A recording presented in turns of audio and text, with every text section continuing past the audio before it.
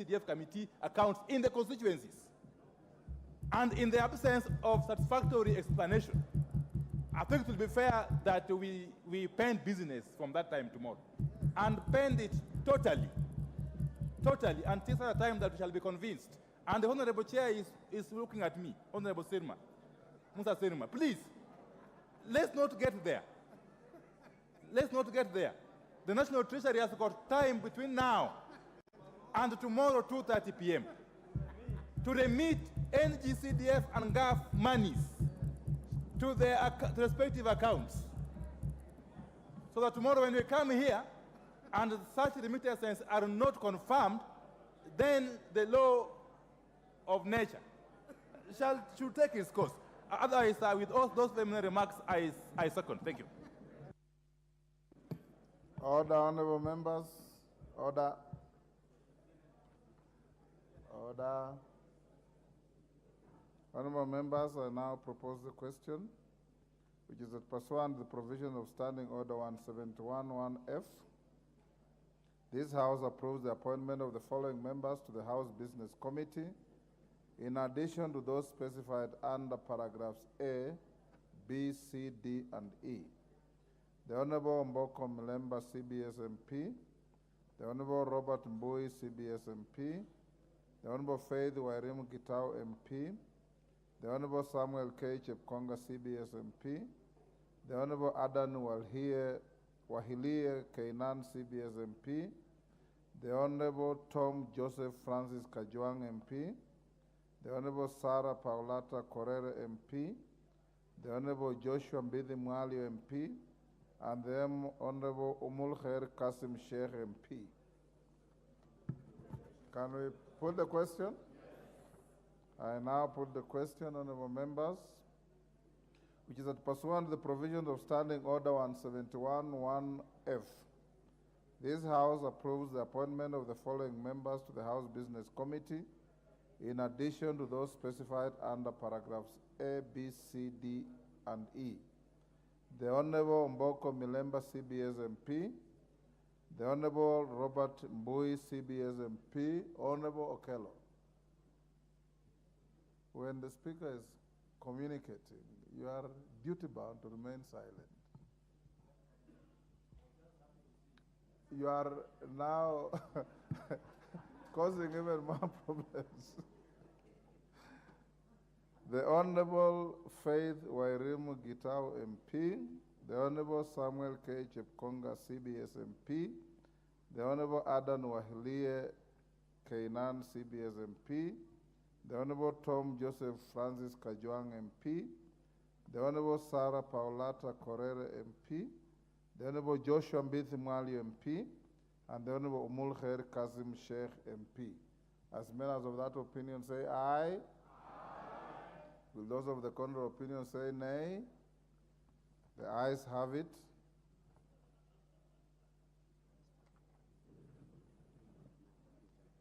Honorable members, you may now be upstanding. It's the end of our business today.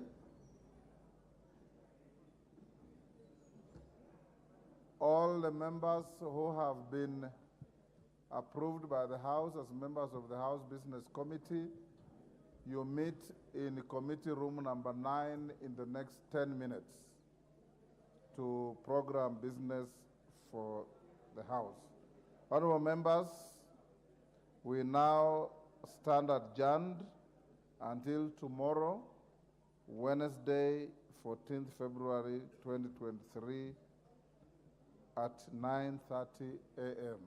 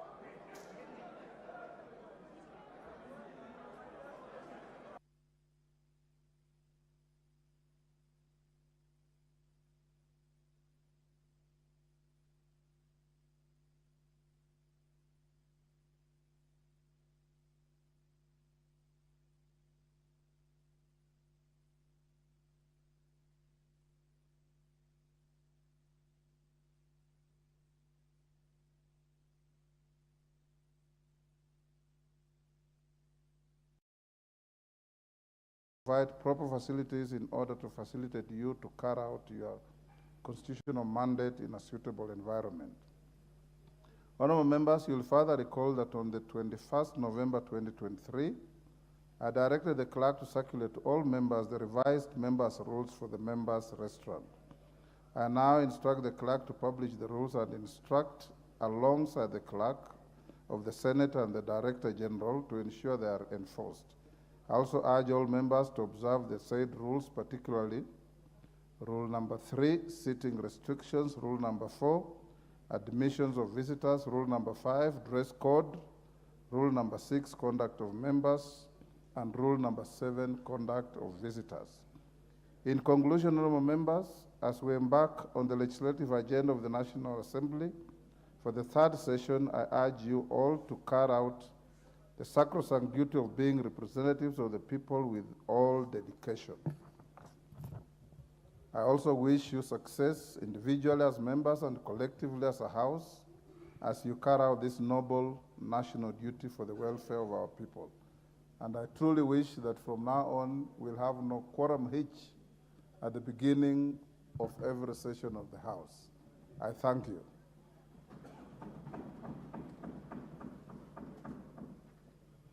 Members at the bar, take your seats. Hold your horses, Senior Counsel.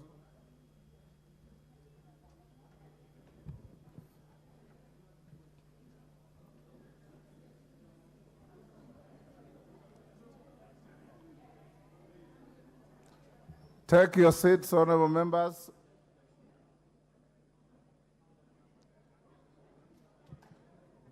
Order. Freeze where you are, those who are in the walkway. Order, honorable members. Order.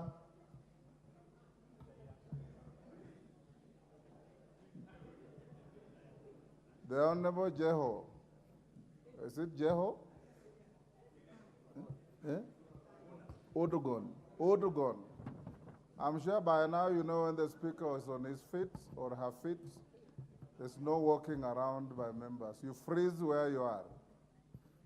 Honorable members have a short communication to recognize a visiting delegation from the National Assembly of Zambia. Honorable members, I wish to introduce to you a delegation from the National Assembly of Zambia, comprising of the first Deputy Speaker, the Honorable Chisangano Malungo, MP. The second Deputy Speaker, the Honorable Moyo Moses Frank, MP. Honorable members, the delegation is accompanied by 6 officers of the National Assembly of Zambia, led by the Deputy Clerk, Mr. Stephen Kawimbe.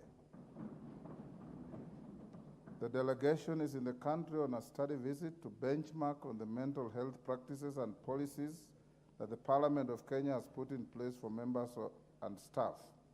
The delegation seeks to learn ways of addressing systemic challenges and mitigation measures on mental health at the workplace. Honorable members, on my behalf and that of the Assembly, I welcome them to the House of Parliament and wish them fruitful engagements during their stay. I thank you.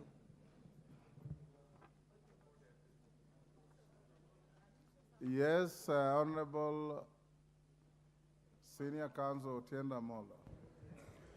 Thank you, Mr. Speaker. Mr. Speaker, as the other members make their way to the chamber, I rise under Standing Order number 1, as read with Standing Order number 29. If the Honorable Wamboka Wanami will take his seat, I will prosecute my point shortly. Mr. Speaker, under Standing Order number 1, it gives you discretion to give direction on any matter not expressly provided for. Under Standing Order number 29, it allows a member or members to request the leader of majority and or the leader of minority for a special sitting. Mr. Speaker, as you may recall, a significant number of members, totaling 41, did request a special sitting to discuss the very important matter of non-disbursement of CDF funds in this country. Mr. Speaker, That communication issued on 1st of February and was duly copied to your office. Mr. Speaker, we have today resumed our regular sittings, but without a response or directions on that request. So the first point of direction, Mr. Speaker, is for you to guide where members who themselves are the one to sit request a special sitting and it is not constituted. How should that request be treated? Mr. Speaker, secondly, your direction on another important thing. On the 5th of December 2023, Mr. Speaker, at the continued push by members, you did issue communication, having been given information that the funds would be disbursed before the end of December. That was on 5th of December. It now appears, Mr. Speaker, that the Cabinet Secretary for Treasury may have misled our Speaker. Where a Cabinet Secretary who is answerable to this House misleads the leader of this House, how should we treat that? Mr. Speaker, I know that we are yet to constitute the House Business Committee. But, Mr. Speaker, this is an important matter where we need direction, because the directions that we are given or we take may well constitute our consideration of whether the House Business Committee as proposed is appropriate or not.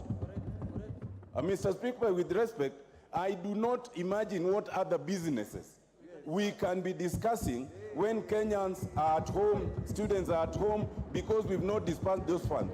Mr. Speaker, without that, I think this sitting should be suspended until further notice. Thank you, Mr. Speaker. Order, honorable members. Honorable Otienda Amolo, Senior Counsel, you have a legitimate point, but your prescription is unnecessarily drastic. We can resolve the issue without suspending our sitting, particularly on day one, when we want, in fact, to facilitate you to move the motion if you wish for members to debate. Number one, the letter you wrote, you addressed to the majority leader and the minority leader, only copied to Mr. Speaker. And it's those two leaders who would have then motioned the Speaker to call for a special sitting. None of them did. Order. Order, honorable members, order. So it is not within the Speaker's competence to call for a special sitting. It's within the Speaker's competence to convene a special sitting when he has been motioned by a member, and it's the leadership. But it's now water under the bridge. We are sitting anyway.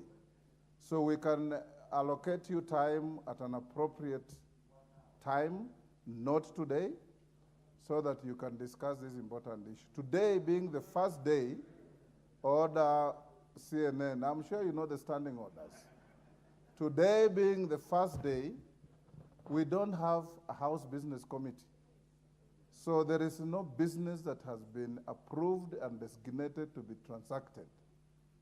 Understanding order number one, today after we've cleared the motion on House business, I will only exercise my discretion to allow the woman rep for Elgeyo Marakwet to make a statement on the tragedy that befell one of our most rising athletic stars. It will be a very short statement. I have approved it for the CDF issue. Tomorrow, if you wish, you can file a motion of adjournment, and I'll give you time to debate.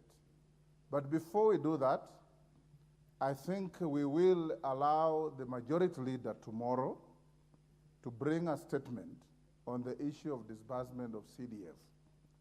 I did see a letter written to Mr. Speaker from the Treasury, and I passed it on to the clerk, detailing how the Treasury intends to disburse your CDF and conclude before the next financial year like they did last year.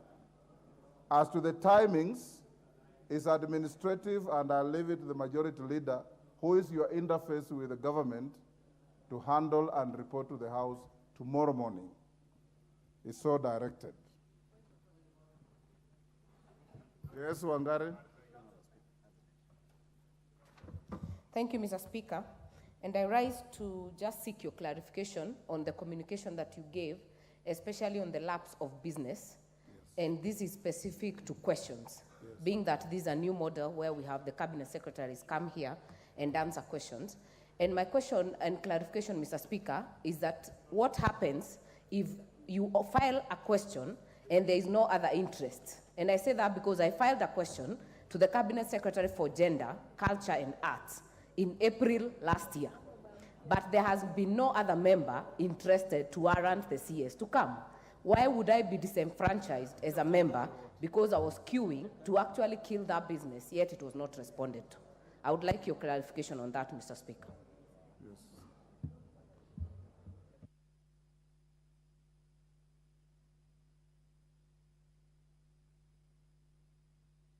Majority Leader, you've heard what the Honorable Member for Gilgil has said, that in bringing ministers to this House, it matters not how many questions have been filed.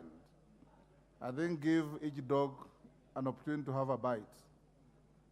So bring ministers regardless of the number of questions so that each minister can come and face the House and supplementaries may arise therefrom. So that, of course, priority goes to those with heavy questions and many questions, but even those with one question like Wangare's question, you can edge them in for 10, 15 minutes, they finish, then you go to the ones with more questions.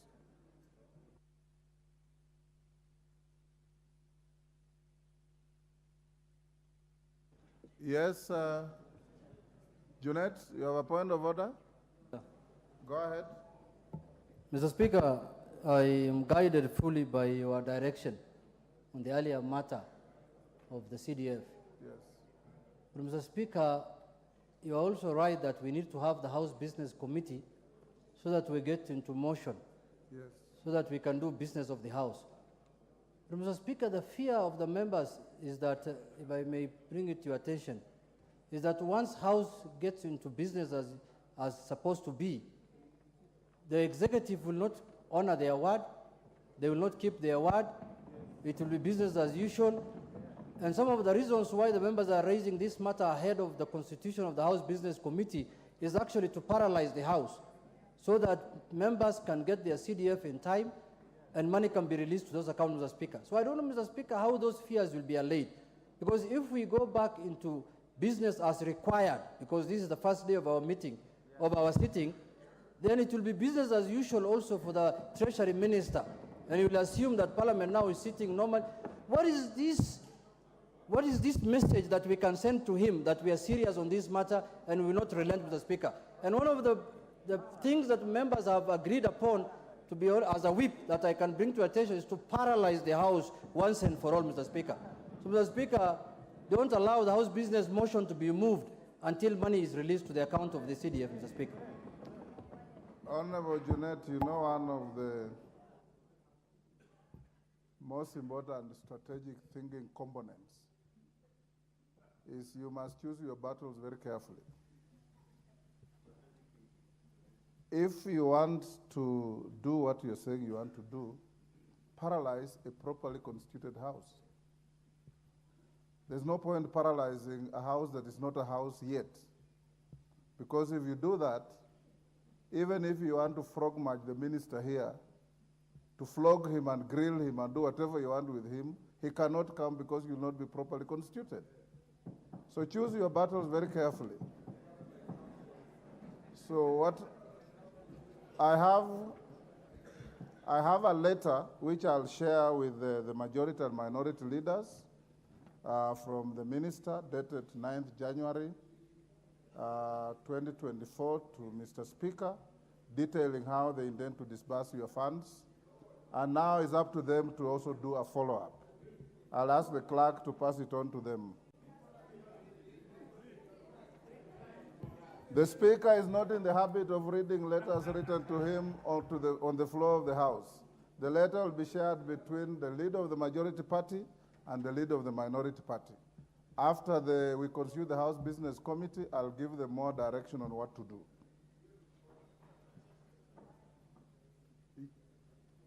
Yes, Dr. Makali Mulu. Thank you very much, Honorable Speaker. Honorable Speaker, I want to start by wishing all the members a Happy New Year, including yourself. We agree with your direction, Honorable Speaker, and we respect it. But I think it's also important we learn the lessons.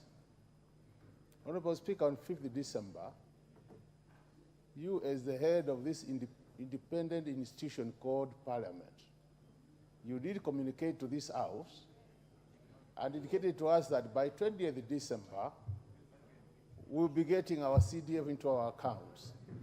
So even as we support you, Honorable Speaker, our concern would be a situation where the Honorable Speaker, who is the head of this institution, will keep on giving official communication to this House, and the letter and the spirit of that communication is never respected. So, Honorable Speaker, we want to agree with you that we have whatever, we continue, but I think, Honorable Speaker, it is very important that whatever you communicate to us as our boss is respected by all other authorities in this country. I thank you, Honorable Speaker. I think we should, on the same issue? Yes, KJ. Mr. Speaker, I rise on standing order number 1. Mr. Speaker, I would require your attention. Mr. Speaker, I'm rising on standing order number 1, invoking your discretion, asking for you to actually call this House to order and get onto the procedural business that we need to do so that we can constitute this House properly, because everything that we discuss now it holds no water, Mr. Speaker. In fact, it is an effort in futility to go into a debate before we have constituted the House properly. So, Mr. Speaker, I'm calling upon you and just pleading with you to use your discretion and get into the business of the day so that we can constitute the House properly, and that any business that we prosecute will be properly and procedurally before the House. Thank you very much, Mr. Speaker. Thank you. Next order. Order number 3, messages. Order number 4, petitions.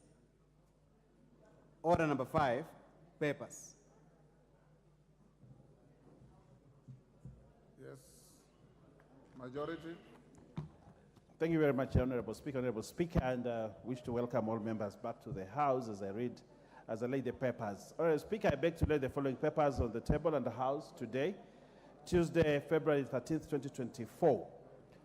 1, legal notice number 170 of 2023 relating to the Capital Markets Alternative Investment Funds Regulations 2023 and the explanatory memorandum from the National Treasury. Secondly, legal notice number 171 of 2023 relating to the Capital Markets Credit Rating Agencies Regulations 2023 and the explanatory memorandum from the National Treasury. 3, legal notice number 172 of 2023 relating to the Capital Markets Public Offers, Listing and Disclosures Regulations 2023 and the explanatory memorandum from the National Treasury. 4, legal notice number 173 of 2023 relating to the Capital Markets Collective Investment Schemes Regulations 2023 and the explanatory memorandum from the National Treasury. 5, the Public Procurement Capacity Building Levy Order 2023 from the National Treasury. 6, the proposed Public-Private Partnerships Regulations 2023 from the National Treasury. 7, report of the Auditor General and on national government for the financial year 2023 and 2022-2023. And finally, performance audit report on conservation of heritage sites by the National Museums of Kenya for February 2023 from the Office of the Auditor General. I thank you, Honorable Speaker. I beg to lay. Thank you, Majority Leader. Next order.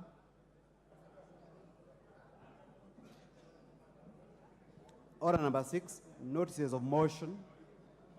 Order number 7, questions and statements. Honorable members, let me allow the Honorable Ngelechei to make her short statement. When she finishes, I'll give 3 on this side and 3 on this side to eulogize the late Kelvin Kiptum, and thereafter we go to the next motion. Thank you, Honorable Speaker, for giving the people of Elgeyo Marakwet this opportunity, Honorable Speaker. Pursuant to the provision of Standing Order 43, I wish to make a statement regarding the untimely passing on of a marathon world record holder, Mr. Kevin Kiptum, on Sunday, 11th February 2024. Honorable Speaker, members will recall that on 12th October 2023, I rose under Standing Order 259D to notify the House of the great achievement of Mr. Kevin Kiptum, who had on 8th October 2023 broken the world record holder. Order, honorable members, order whips. Can we hear the Honorable Ngelechei in some reasonable degree of silence? I know there's exuberance of post-holiday.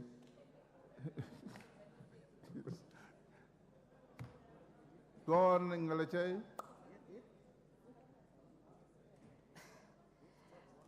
Let me start it again, Honorable Speaker. DK.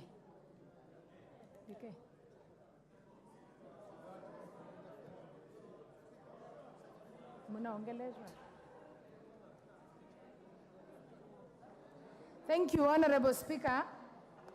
Thank you once again for giving the people of Elgeyo Marakwet this opportunity. Pursuant to the provision of Standing Order 43, I wish to make a statement regarding the untimely passing on of a marathon world record holder, Mr. Kevin Kiptum, on Sunday, 11th February 2024. Honorable Speaker, members will recall that on 12th October 2023, I rose under Standing Order 259D to notify the House of the great achievements of Mr. Kevin Kiptum, who had on 8th October 2023 broken the world marathon record at Chicago Marathon, becoming the fastest marathoner in the world with a time of 2 hours and 35 seconds, Mr. Speaker. Indeed, the tribute of the House to the national hero were recorded with great compliments. Honorable Speaker, it is therefore with a heavy heart that today the nation mourns the loss of this great sportsman following a tragic road accident on 11th February 2023. At the young age of 24 years, Mr. Kiptum had achieved what many athletes would only dream of. He had successfully conquered Valencia, Chicago, London Marathon, among other top competitions, to which he has left a triumphant legacy as the fastest marathoner of his time, Mr. Speaker. Indeed, it was expected that this conquering sequence would be replicated in the upcoming 2024 Olympics. Honorable Speaker, Mr. Kiptum's narrative transcends the mere passage of time, standing as a testament of his unyielding determination and unwavering fortitude. He was a beacon of hope not only to the people of his village, Chepsamo village, his ward, Kaptarakwa ward, Keyo South constituency of Elgeyo Marakwet County, but also to the many in the country and beyond. I wish to therefore take this early opportunity to condole with the family and his friends of the late Mr. Kevin Kiptum, the athletics fraternity, and the people of Kenya at large for the loss of the extraordinary sportsman. Honorable Speaker, with your indulgence, may I request that we all stand to observe a minute of silence in honor of the departed sportsman. All honorable members, can you be upstanding? Can we all be upstanding? And let's observe a minute's silence in honor of the young hero.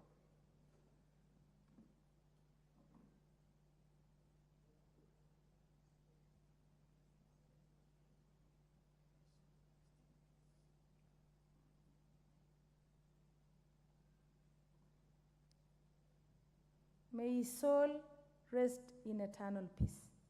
Amen. Thank you, Honorable Speaker.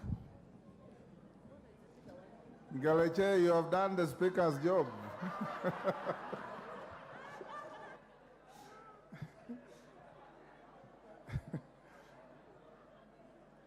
I will now allow 3 on either side. Member for Keio South. Member for Keio South.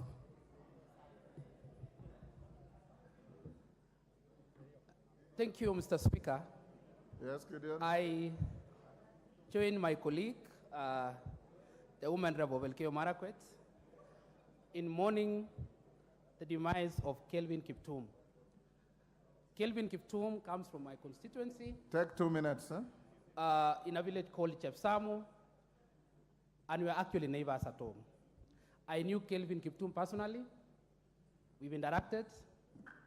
He was a member of athletics committee in my constituency, and we are planning great things together. We sympathize with the family. We mourn with the family, his spouse, the father and the mother. Actually, Kelvin was the only son in that family, the only child, actually. We mourn with the constituency of Keio South. I lead the constituency in mourning the death of Kelvin. But Mr. Speaker, as we mourn the death of Kelvin, some actions must be taken by the Ministry of Sports. We remember the death of Wanjiru, who was a promising star. Actually, he died at the age of 24, the same as Kelvin Kiptum. Another several. We remember the lady who was killed in Iten under mysterious circumstances. So we call on the Ministry of Sports that they must take our athletes seriously, because some of them are young and they are promising careers, but they are left on their own. But when they are outside there, when they represent Kenya, we all celebrate.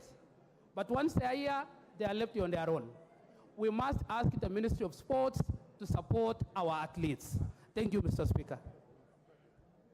Kalango.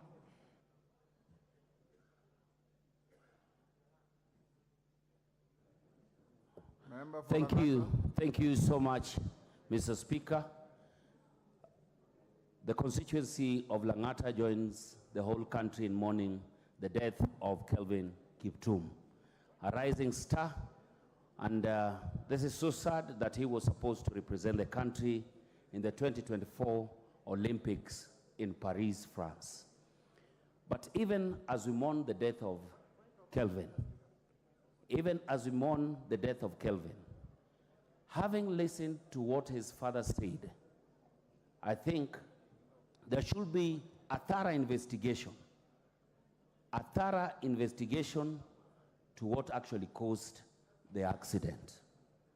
And apart from that, we need and request that our athletes be treated as VIPs and be given security, and all our top athletes who represent this country bring the accolades, and they're always just celebrated.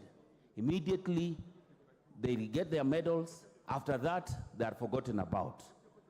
Kindly, we request that a thorough investigation be done to the cause of this accident that led to the death of Kelvin Kiptum. Thank you, Mr. Speaker. Mama Zamzam. Asante sana Mheshimiwa Spika, na mimi kama mama Mombasa nachukua fursa hii kutoa rambirambi zangu za pole pamoja na wakazi wa Mombasa kwa familia ya Kelvin Kiptum. Alikuwa ni shujaa, alikuwa kijana mahiri katika mbio, na mimi sana naweza kupeleka pole zangu kwa babake ambaye alilia sana kwa uchungu, akisema ni mtoto wake wa pekee. Na alisema Mheshimiwa Spika, nikinukuu, kuwa kuna watu walikwenda nyumbani, alikuwa hajui ni watu gani, lakini wakawa wamesema wametumwa kutoka sehemu fulani. Kwa hiyo na mimi pia naweza kupigia pondo nikisema hii yake ichunguzwe, ijulikaniwe, pengine kuna mkono wa mtu ama ni vipi, Mheshimiwa Spika. Na si yeye peke yake, Mheshimiwa Spika, nikumbuke pia na mabinti zetu, watoto wetu wa kike ambao wameuliwa hivi karibuni ovyo ovyo. Mwenyezi Mungu pia na Mheshimiwa Spika, pia natoa rambirambi zangu za pole kwa familia zao, na niweze kusema kuwa serikali iweze kuangalia vifo hivi vinavyotokea hasa kwa kina mama, ni vipo vya kusikitisha sana. Asante sana Mheshimiwa Spika. Member for Endebess. Thank you, Honorable Speaker, sir, for allowing me to join my colleagues in sending message of condolence to the family of our athlete, Kelvin Kiptum. Honorable Speaker, this is a very sad moment for our country and for a young man at the age of 24 losing his life at just not even before his prime.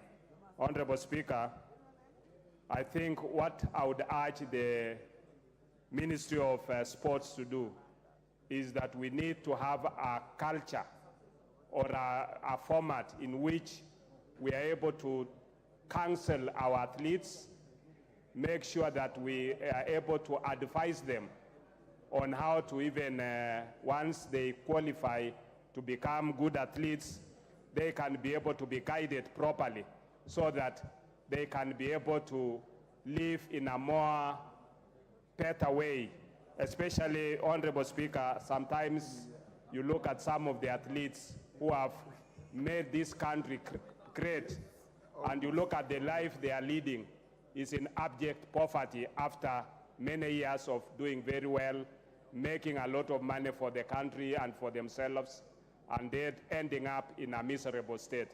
So we need to be able to even guide them on how they can invest and make better lives for themselves later on. We've seen some who have done very successfully. We've seen recently there's others who have even put up the Leo village in Eldoret, which is a very innovative way of retirement. So, Honorable Speaker, I want to join the colleagues to say pole sana to the family of Kelvin Kiptum, pole sana to the parent losing his only son, and pole to my colleague, the member for Kenya South, for the loss of his constituent. Irene Mayaka.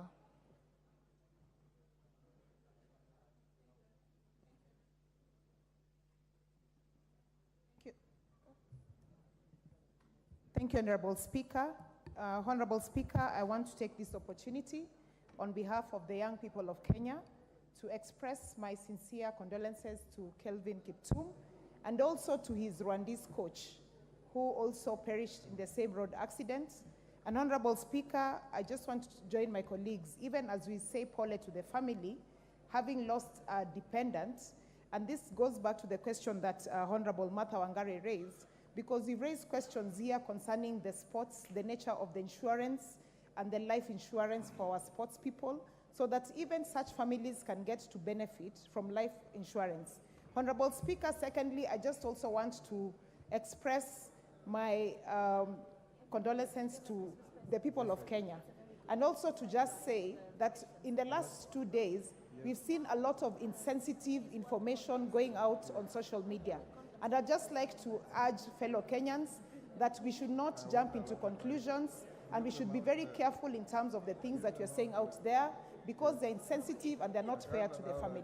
Honorable Speaker, once again, my sincere apologies to the family and to my colleague, the member of Elgeyo Marakwet, and also to Keyo. Thank you. Mutunga, member for... Thank you, Honorable Speaker, for the opportunity to also pass on my condolences to the family of Kelvin Kiptum. Honorable Speaker, this is a young man who was right at the top of the world, having worked his way through. Honorable Speaker, he was an encouragement to many, and many Kenyans for that matter, because when he flies the flag of this country in those areas where he has won marathon, he makes Kenya proud. He takes our position on the map. Honorable Speaker, to mourn this young man, this great leader in marathon, I call upon the Kenyans who are engaged in this particular game to work very hard and practice very hard to still take this position, because it's a Kenyan position. Honorable Speaker, to the family, the friends, and even neighbors of this fallen hero, we pass our condolences. Thank you, Honorable Speaker. I've taken 3-3. I had promised 3-3. We have done 3-3. I think we can stop there. Honorable Tim, you will speak another time. Let's go to the next order. Order number 8, motion, appointment of members to the House Business Committee. Majority Leader.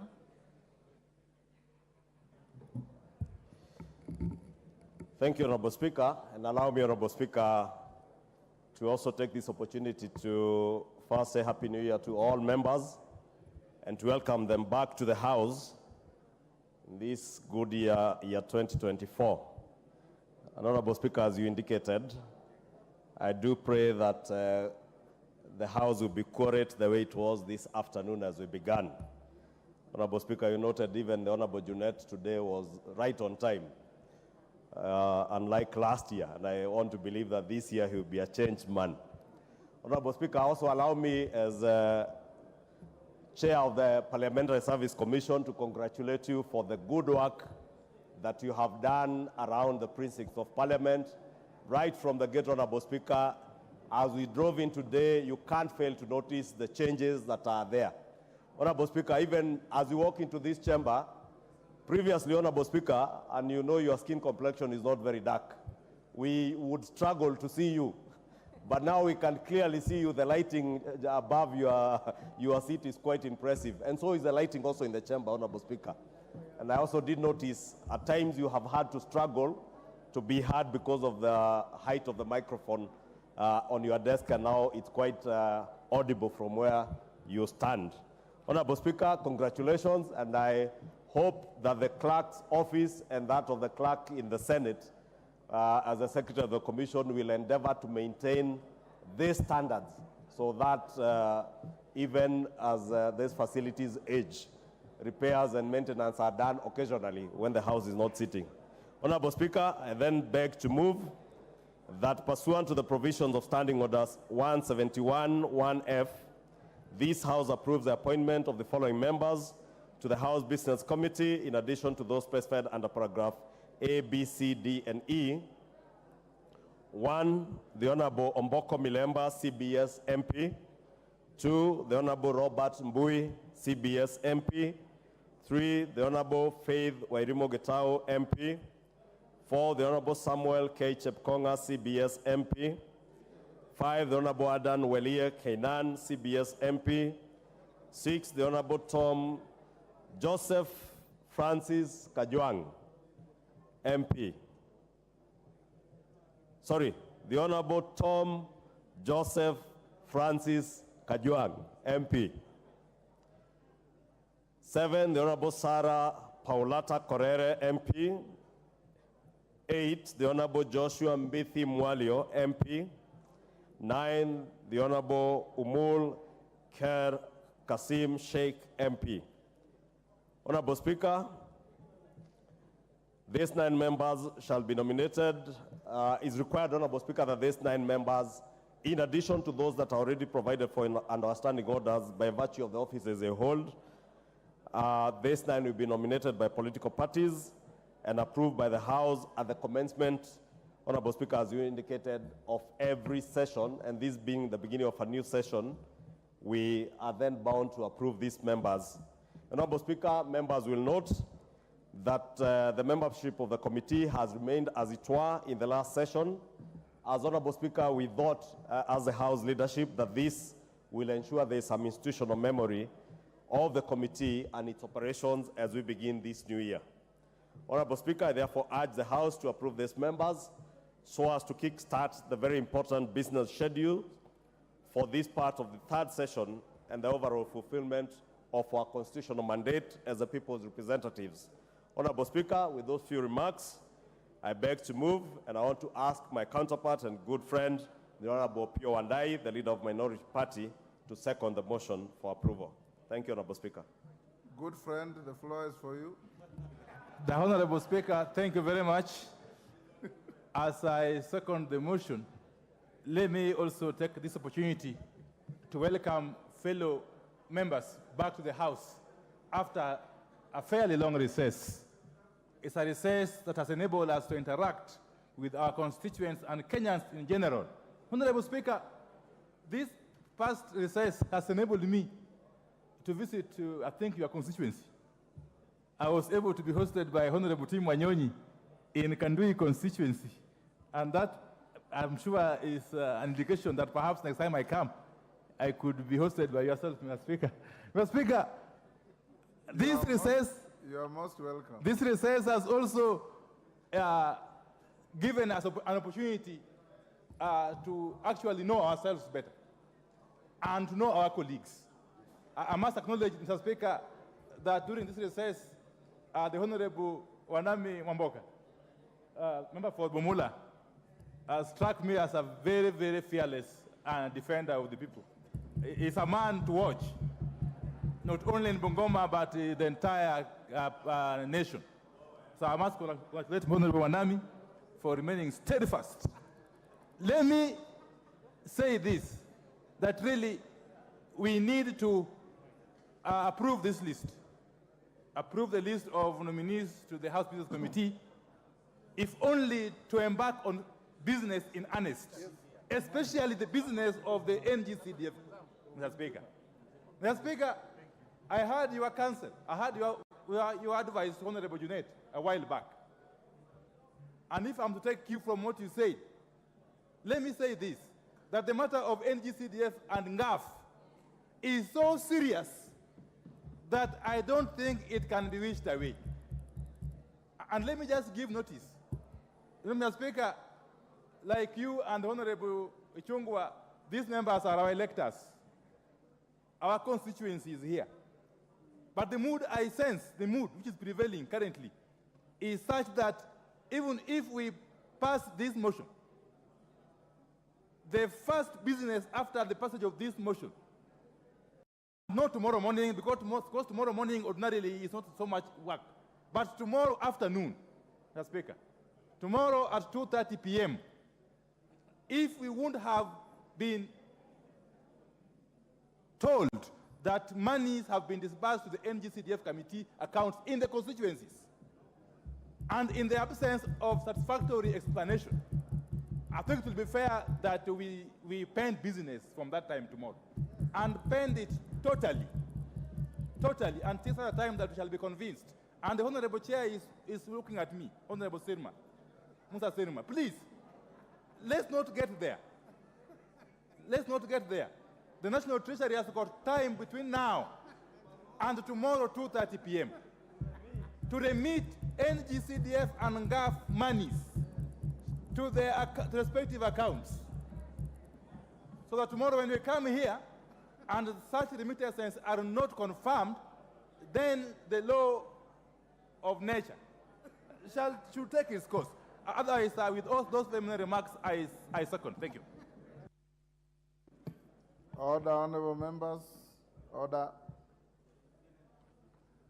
Order. Honorable members, I now propose the question, which is that pursuant to the provision of Standing Order 171(1)F, this House approves the appointment of the following members to the House Business Committee, in addition to those specified under paragraphs A, B, C, D, and E. The Honorable Mboko Mlemba, CBS MP, the Honorable Robert Mbui, CBS MP, the Honorable Faith Wairimu Gitau MP, the Honorable Samuel K. Chepkonga, CBS MP, the Honorable Adan Wahilie Kainan, CBS MP, the Honorable Tom Joseph Francis Kajwang MP, the Honorable Sarah Paulata Korere MP, the Honorable Joshua Mbidi Mwalio MP, and the Honorable Umulkhair Kasim Sheikh MP. Can we put the question? I now put the question, honorable members, which is that pursuant to the provisions of Standing Order 171(1)F, this House approves the appointment of the following members to the House Business Committee, in addition to those specified under paragraphs A, B, C, D, and E. The Honorable Mboko Milemba, CBS MP, the Honorable Robert Mbui, CBS MP, Honorable Okello. When the Speaker is communicating. You are duty-bound to remain silent.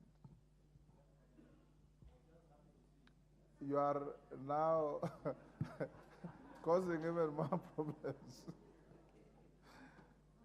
The Honorable Faith Wairimu Gitau MP, the Honorable Samuel K. Chepkonga CBS MP, the Honorable Adan Wahilie Kainan CBS MP, the Honorable Tom Joseph Francis Kajwang MP, the Honorable Sarah Paulata Correre MP, the Honorable Joshua Mbithi Mwali MP, and the Honorable Umul Khair Kazim Sheikh MP. As members of that opinion say aye. Will those of the contrary opinion say nay? The ayes have it.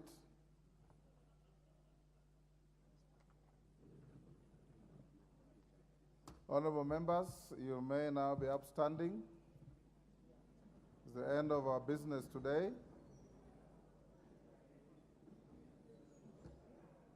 All the members who have been approved by the House as members of the House Business Committee, you meet in committee room number 9 in the next 10 minutes to program business for the House.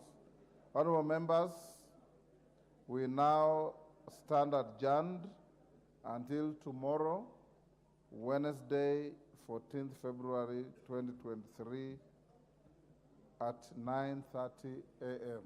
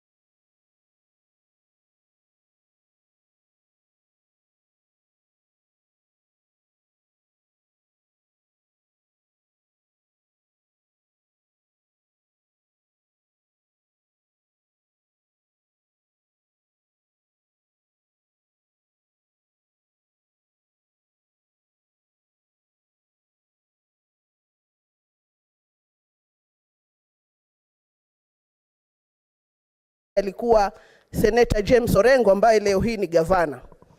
Na miongoni mwa sababu zangu za kuomba bunge hili iweze kuregesha kamati kama hiyo ni kwa sababu ya ripoti kama ile ya Buxton Estate. Tulipeana mapendekezo yaweze kuregesha wale waliokuwa wakaazi wa eneo lile. Lakini kwa sababu sheria imetufunga mkono, Bwana Spika, hatuwezi kufuatilia beyond mapendekezo ambayo tumepeana. Kwa hivyo ningependa sana itakapokuja mswada kama ule muweze kuniunga mkono ili tuweze kuunda kamati ya kuweza kufuatilia zile ripoti ambazo tunaziandika katika bunge hili. Tatu, Bwana Spika, ukiweza kuangalia macho yako katika bunge hili, utaona karibu kina mama sote tumevaa nguo nyeusi, na tumevaa hizi nguo nyeusi tukiashiria kusimama na yale mashirika yasiyo ya kiserikali ambayo yamekuwa yakipiga kelele kuhusiana na wale watoto wa kike ambao wameuliwa kiholela holela tu kwa sababu ni wanawake. Kauli yangu mbiu ni kwa vijana na wazee, Bwana Spika, kuambia ya kwamba sisi wanawake kweli tuna mapungufu yetu kama wanadamu, lakini mtoto wa kike hapigwi hata kuuawa. Ukitaka kupiga mtoto wa kike, nunua kanga umpige na upande wa kanga. Inawezekana kweli kuna makosa ya hapa na pale. Wa seneti wa kiume muweze kusimama na sisi, kwa sababu ukifuga nyoka leo ataua mtoto wa kike, kesho atakuja pia ataua mtoto wako wa kiume. Kwa hayo mengi, Bwana Spika, asante na niwatakie heri na fanaka za mwaka huu wa 2024, na niwashukuru pia wale vigogo walionitangulia kwa kuweza kunishika mkono hadi kupendekeza miswada mitatu ambao mmoja wao uko katika nafasi ya pili ya second reading. Niwaombe viongozi wenzangu, mswada wa kumsimamia mtoto wa kike arudi shule ni mswada ambao utaondosha nchi yetu katika umaskini, kwa sababu itampa fursa yule mtoto ambaye ametelekezwa katika masomo yake kupata fursa ya pili, kuondosha uchochole katika jamii yake. Kwa hivyo nawaomba tutakaporudi muweze kupitisha mswada wa Child and Protection of Parents, Child Parents Bill. Asanteni sana, Mwenyezi Mungu awabariki. Senator Oburu.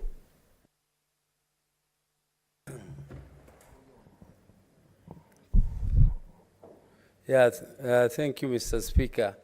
Mr. Speaker, sir, I would like to take this opportunity, Mr. Speaker, to wish you a very, very happy New Year, Mr. Speaker, and your family, and a very, very prosperous New Year. I would also like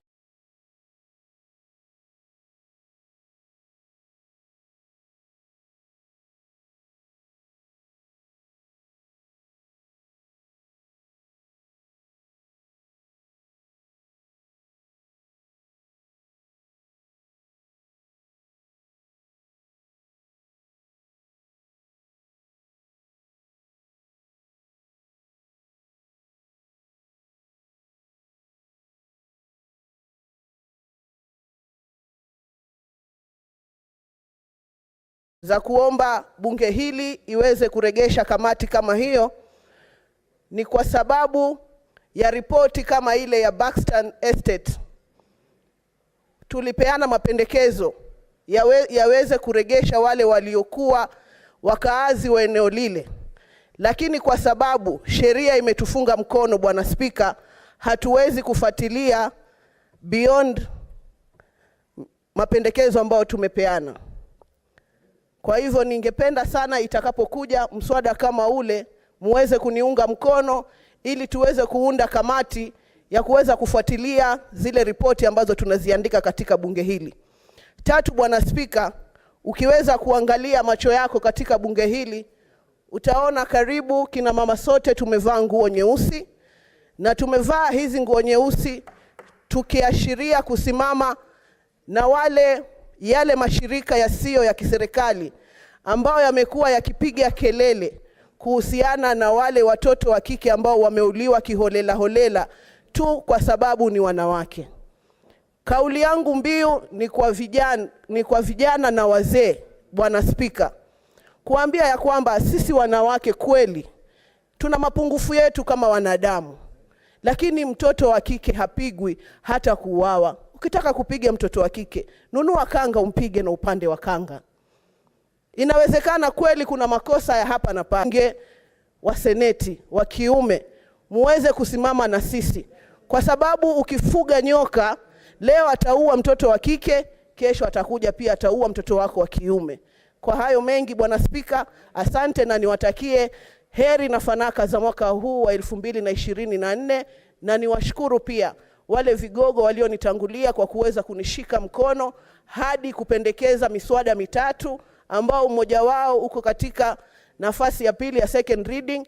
Niwaombe viongozi wenzangu, mswada wa kumsimamia mtoto wa kike arudi shule ni mswada ambao utaondosha nchi yetu katika umaskini, kwa sababu itampa fursa yule mtoto ambaye ametelekezwa katika masomo yake kupata fursa ya pili, kuondosha uchochole katika jamii yake. Kwa hivyo nawaomba tutakaporudi muweze kupitisha mswada wa Child and Protection of Parents, Child Parents Bill. Asanteni sana, Mwenyezi Mungu awabariki. Senator Oburu.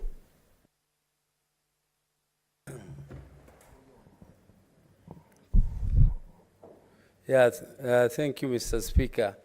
Mr. Speaker, sir, I would like to take this opportunity, Mr. Speaker, to wish you a very, very happy New Year, Mr. Speaker, and your family, and a very, very prosperous New Year. I would also like to do the same to my fellow members of the Senate. I wish them a very, very prosperous New Year. Mr. Speaker, as we start the session, and we are today approving the list of the House Business Committee, Mr. Speaker, I just want us to reflect a little on some of the things which transpired and which I personally would not like to see again. Mr. Speaker, in the last Parliament, we passed quite a number of bills. Some of them were signed into law. You said some of them are stuck in the National Assembly. And Mr. Speaker, there were also so many motions passed, and there were many questions answered.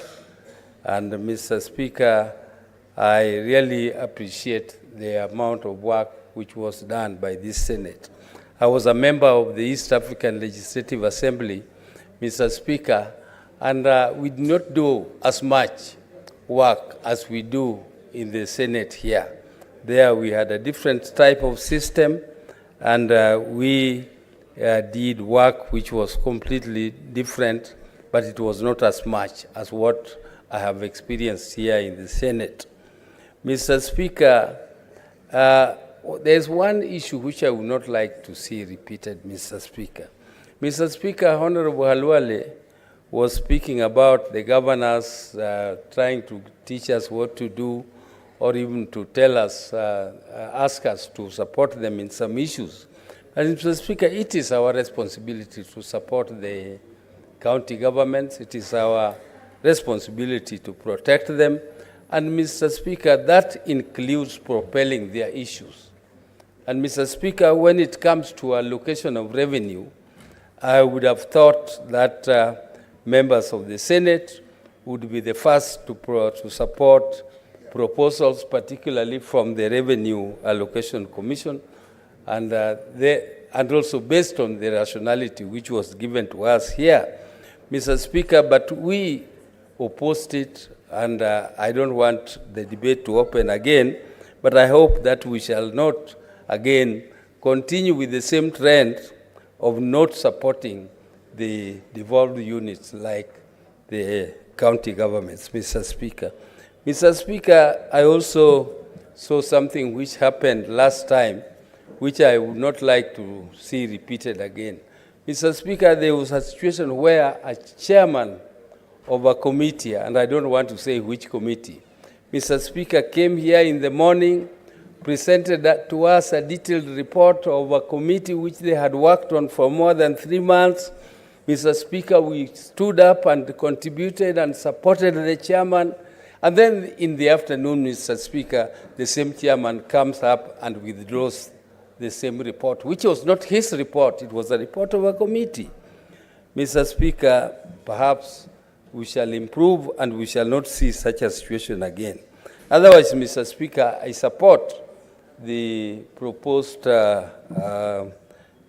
committee which has been proposed here, and I wish everybody a very, very successful deliberation in this new session. Thank you, Mr. Speaker. Senator Kinyua.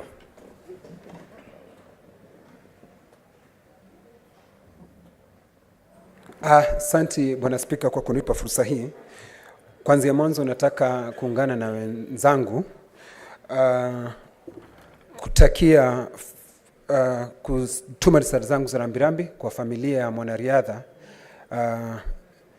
Kelvin ambaye aliaga dunia.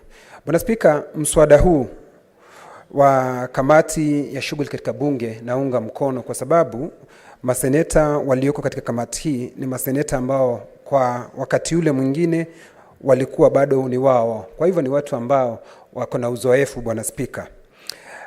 Bwana Spika, nimemsikiza seneta wa Taita, Seneta Mungatana, Bwana Spika, akisema ya kwamba ni vizuri tuwe na kamati ambayo itakuwa ikitekeleza majukumu ambayo ama mapendekezo ambayo yameletwa na kamati zingine, Bwana Spika. Na hilo ninaona ni jambo zuri kabisa, Bwana Spika, kwa sababu mapendekezo yanayoletwa na kamati, na sio kamati tu, Bwana Spika, hata na bunge hili yanabaki kuwa tu ni mapendekezo, Bwana Spika, ambayo hayashughulikiwi, Bwana Spika. Kwa hivyo, Bwana Spika, mimi nataka kukubaliana na yeye, na pengine wakati huu kwa sababu tayari tumeanza na mwanzo mzuri, pengine itakuwa ni jambo zuri likishughulikiwa, Bwana Spika, na Seneti itaonekana sio tu mapendekezo inafanya, lakini vile vile tunayatekeleza yale mapendekezo. Bwana Spika, vile vile nachukua fursa hii kuwatakia mwaka mpya wenye mafanikio maseneta wote, na vile vile niwatakie watu wa Laikipia mwaka mpya wenye mafanikio, na vile vile niungane na maseneta kukutakia mwaka mpya hata wewe ulio na mafanikio, na nashukuru. Senator Sifuna.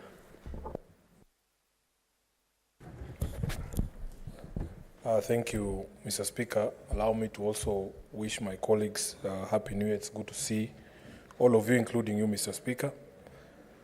And it's quite telling that this is one of a few committees where there's very little contestation. I don't see as much interest from members to be part of this committee as others. And I was just asking my colleagues who have served with me on that committee in the previous session, Mr. Speaker, it could be because this is one of those committees in this House that does not have the usual trappings and perks of other committees. There are no trips for the Senate Business Committee. In fact, Mr. Speaker, there are no perks that I am aware of. And this is one of those committees that cannot be adjourned for lack of quorum. So if you are a member of this committee, you must show up for meetings of this committee. And I suspect that is why the interest is not as high as the impending committee on impeachment of the governor of Kisii County that I've had here. Mr. Speaker, it has been the privilege of my life, my short life in this House, to serve on the SBC. I know just what awaits us in terms of scheduling business for this House. We have struggled with the many requests we got from members when it came to instances, for instance, on question time to cabinet secretaries. And I know now that the minority side also fully participates on this issue of questioning cabinet secretaries before this House. There's going to be an overwhelming number of requests for questions to put to cabinet secretaries. I can only hope that this House, through its leadership, can communicate to the CSS that we would expect full, cooperation from these cabinet secretaries for us to be able to execute the business of the House. Mr. Speaker, I may be the only one, but every time you flip a calendar, the expectation is that you will turn a new leaf in your life also. My expectation during this session was to see the best side of my colleagues here. But some of the comments that have already gone ahead have dampened my spirit and my expectation that some of my colleagues return the very same people we said goodbye to in December.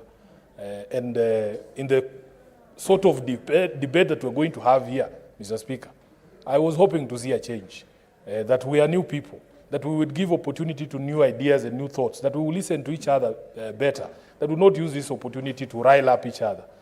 If, for instance, there is a critical matter, such as a matter that was involving both sides of a political divide as a bipartisan report, some of the comments that I have heard from my colleagues leave me very wary of what we can expect in this session. And I know the majority leader must have been as offended as I have been by some of the comments directed at a committee that he served very ably and was able to midwife a child under very difficult political circumstances.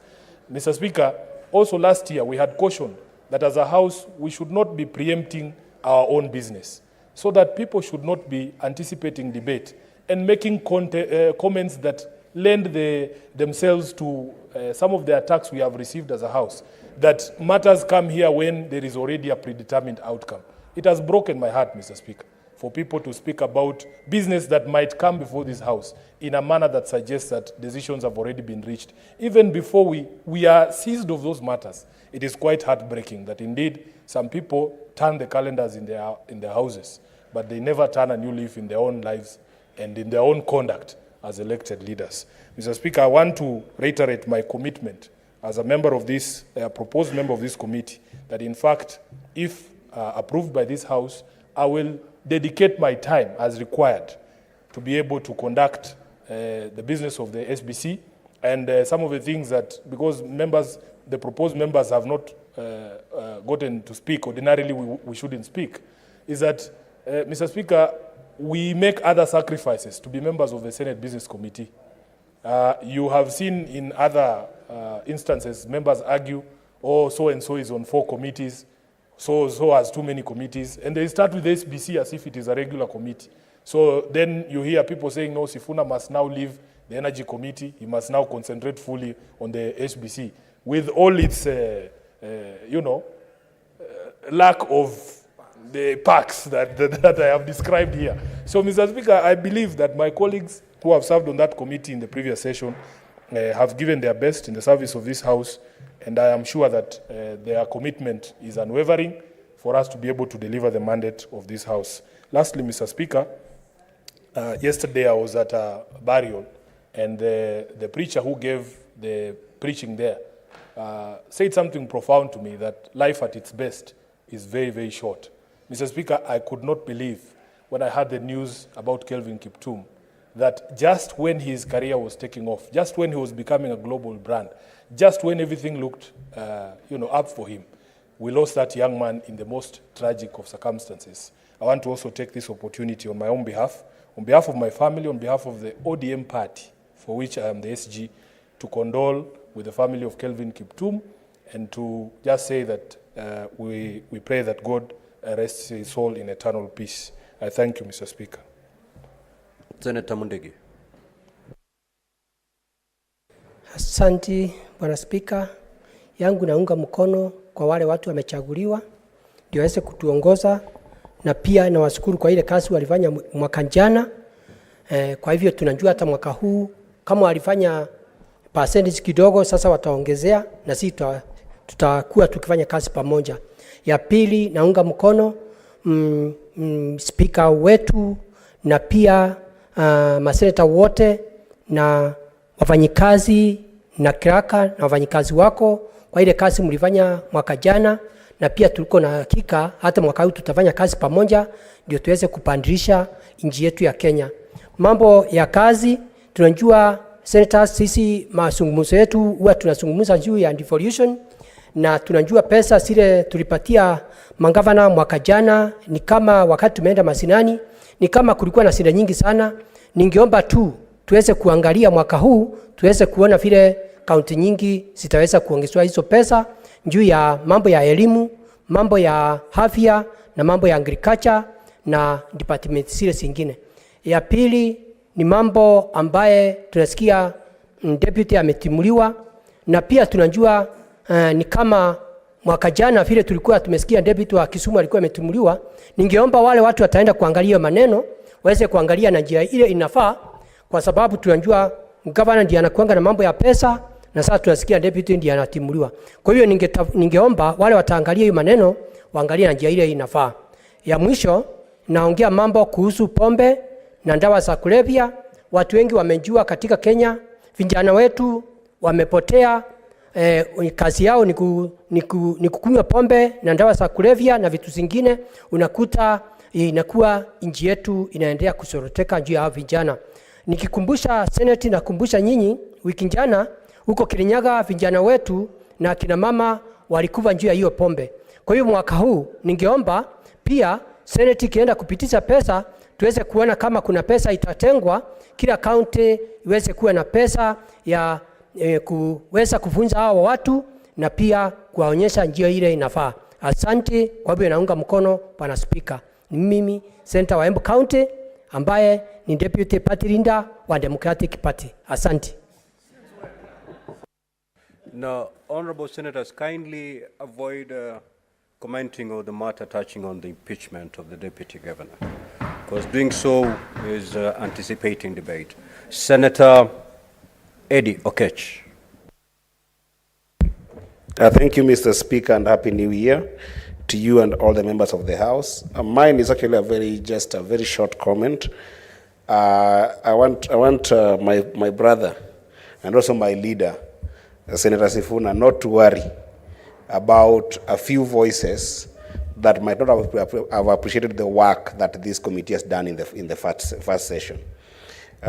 Indeed, Martin Luther King did say that if you are a street sweeper, just sweep the street so well that even if there's nobody who can be able to acknowledge on earth, the angels in heaven will see that the work that you've done has been very nice and will appreciate you. I want to say categorically that this particular committee and the individuals who have been in this committee in the first session, Mr. Speaker, have done amazing job. I mean, my experience in the House in that first session, that I do actually believe that has been by large because of this committee. And the work that this committee did in the first session, and the individuals, of course, that are still there, including Sifuna, was amazing.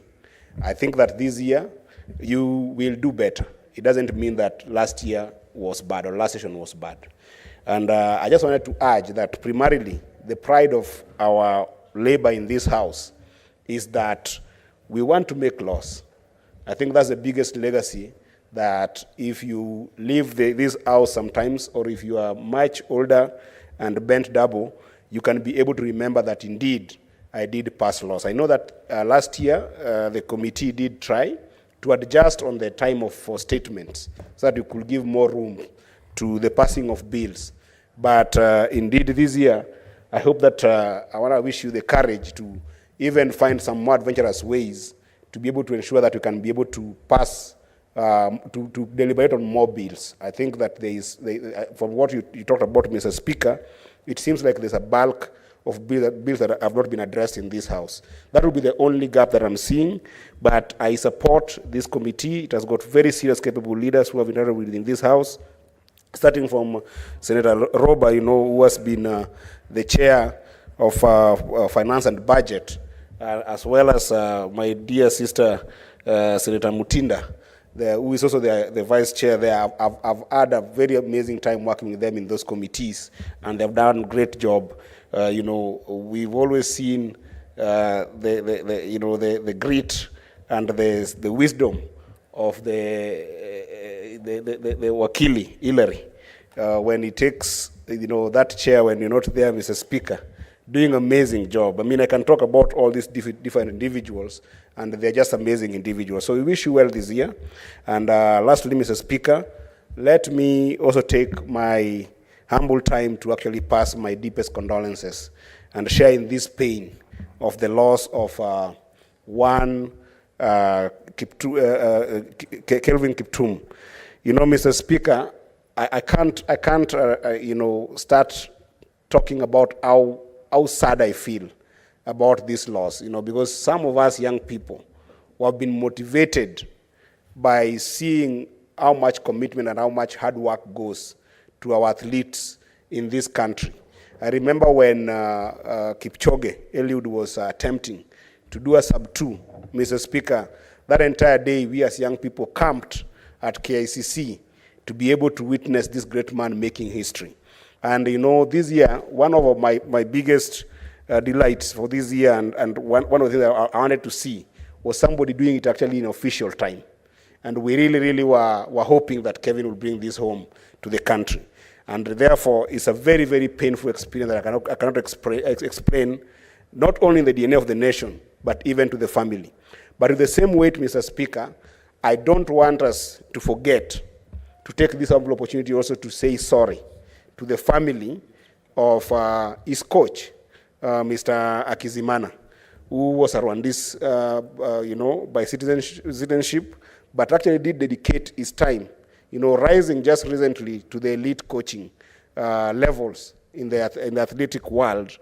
I think that this house cannot forget him, because indeed he was the biggest partner to Kevin and also gave so much to this country.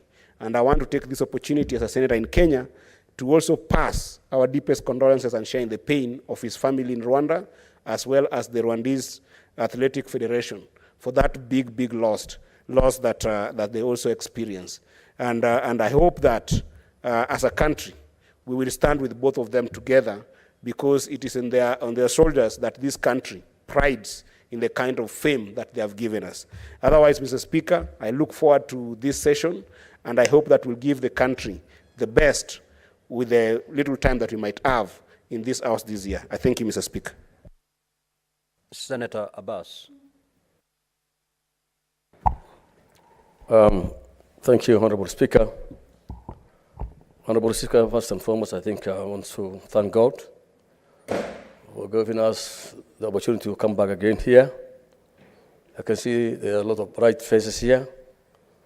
We are all safe and sound.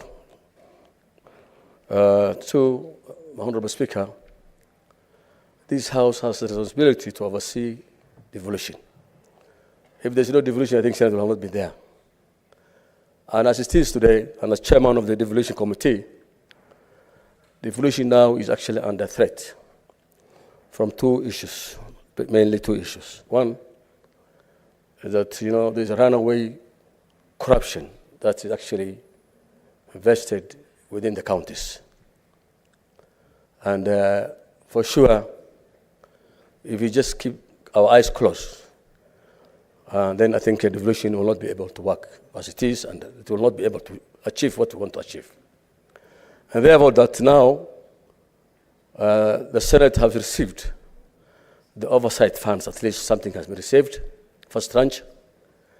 I want to ask my colleagues that this time we need to enhance the oversight. I think, Honorable Speaker, I would suggest that we form what we call some kind of regional approach, where the senators from certain regions can collaborate with the little money they have and work as a team. I think that's the time we can be able to deliver a better result than running around individually. Otherwise, I think we will not be able to save devolution. Two, devolution is actually under threat because of, the funds are not being released on time.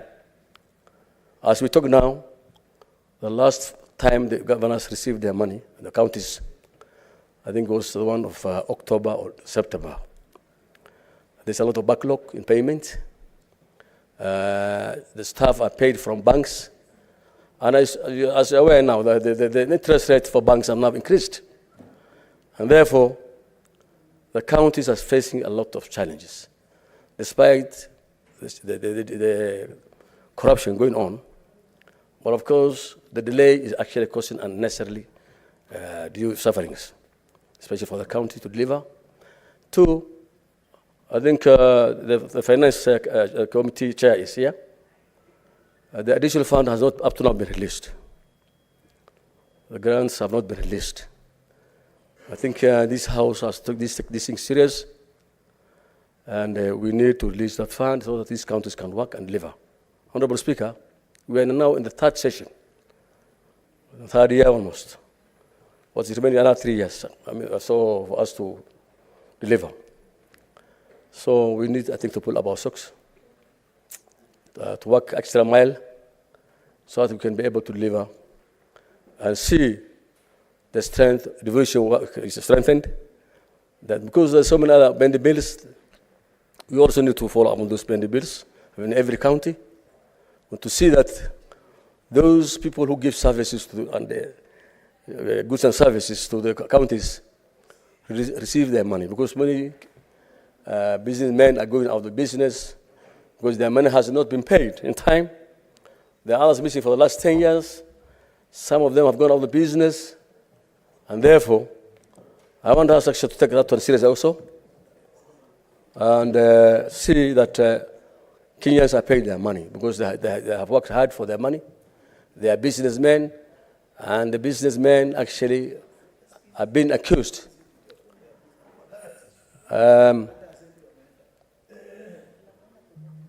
other thing is, Honorable Speaker, I think in the last two sessions, there are so many bending and done businesses in this House.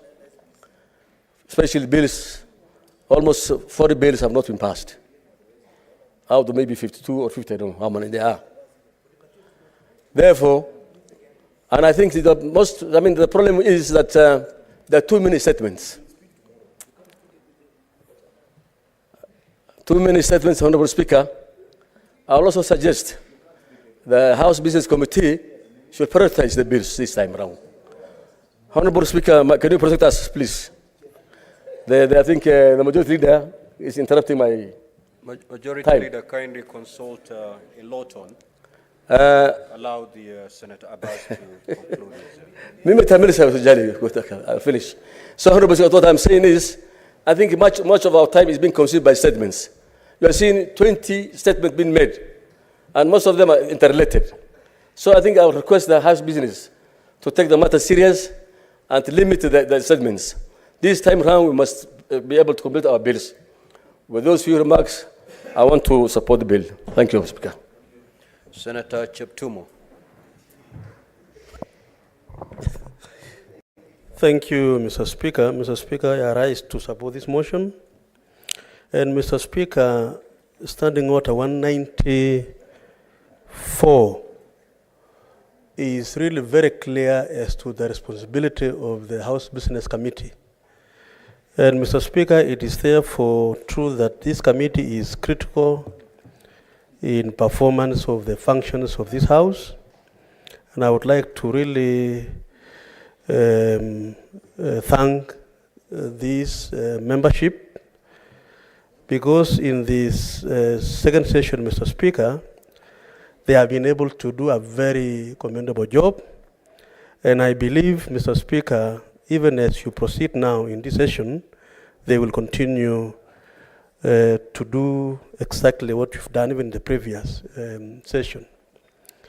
Mr. Speaker, I have two issues I would want to urge the committee to consider. There has been a debate, Mr. Speaker, whether we should have the Committee on Implementation. Mr. Speaker, in the other House, you remember when you served with you in the National Assembly, we have a Committee on Implementation to ensure resolutions of the House are actually implemented by the government. In this Senate, Mr. Speaker, there has been a discussion whether we should have one. Mr. Speaker, I strongly recommend to the House Business Committee to consider having these, our standing orders amended, so that we have a Committee on Implementation. Mr. Speaker, Senate should not act in vain. We should be able to ensure that whatever we pass here in terms of resolution are actually acted upon by the relevant state agencies and so on. Mr. Speaker, the other issue is the regional economic blocks, which in my view, Mr. Speaker, plays a critical role in ensuring that counties cooperate together and be able to share in their growth economically. It enhances opportunities for employment. And Mr. Speaker, what is lacking from where I sit is there is no legal framework to ensure that those economic blocks work very well. I think it is important for this House, Mr. Speaker, in this session, and this goes to the chairman, I think he has left, on devolution, so that at least to ensure that these economic blocks, Mr. Speaker, are able to work and therefore establish legal framework that is able to give them the legal capacity to proceed. Finally, Mr. Speaker, this House should be able also to look at some of the critical issues affecting the counties. Mr. Speaker, insecurity in this country is affecting 7 counties, Mr. Speaker. Cattle rustling, Parliamentary, expansion, and so on, Mr. Speaker. So that today, Mr. Speaker, there are 7 counties in this country: Baringo, Elgeyo Marakwet, Turkana, West Pokot, Isiolo, Marsabit, and so on, Mr. Speaker, where there is no peace enjoyed by the population. So this House, Mr. Speaker, I will be moving a motion, and I know the House Business Committee will approve, I hope so that, Mr. Speaker, we discuss this issue extensively as a House, so that we have this, our people live in peace, Mr. Speaker. So, Mr. Speaker, I support the motion, and I want to wish this team well as they begin this session. Mr. Speaker, allow me to finally also join my colleagues in expressing my condolences to the family of Kevin Kiptum for the unfortunate demise of that very young man, and we say sorry to his family and this country. Thank you, Mr. Speaker. I support.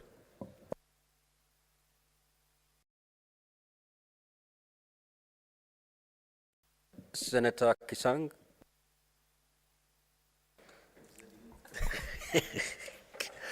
Thank you, Honorable Speaker. Honorable Speaker, on the onset, I arise to support the motion for nomination of the members to serve in the Senate Business Committee, Honorable Speaker. Honorable Speaker, these are continuing members. They served in the first session, second session, and now the third session. Basically, Senate will not need to spend resources on capacity building, on training, Honorable Speaker, because they already have experience, they have been trained. Honorable Speaker, finally, the main reason why I wanted to speak is on behalf of the great people of Elgeyo Marakwet County, my family, I wish to convey my condolences to the family of Kelvin Kiptum. Kiptum was from Elgeyo Marakwet County, Kipsamoa village, Chepkorio location. This was a very young, promising man who ran last year Chicago Marathon in 2 hours and 35 seconds. Basically, we thought this year he was going to run under 2 hours, Honorable Speaker, but it's unfortunate that he passed on Sunday night through a road accident, Honorable Speaker. And as the Senator, I wish to convey our condolences both to his family, relatives, the great people of Elgeyo Marakwet County, and Kenyans at large, and also the family of his coach in Rwanda and both in Kenya, Honorable Speaker. It's unfortunate that this is a young man who was going to go very far. He ran his first race 2018 on a borrowed shoes, Honorable Speaker. And he was going to be a great man, but because it has happened, we don't have a choice. Ours is to accept that it was God's will at this particular time. The family is very young, and I urge the government of Kenya Kwanza to take to give him a good state burial, Honorable Speaker. I thank also the CS for Sports and Youth, because he was there yesterday to condole with us, Honorable Speaker. Honorable Speaker, I believe tomorrow we'll have a motion on this particular issue. I don't want to take much time, because I believe the Senate Business Committee wants to go and meet and set up business for us from tomorrow onwards. Thank you, Honorable Speaker. Senator Nyamu.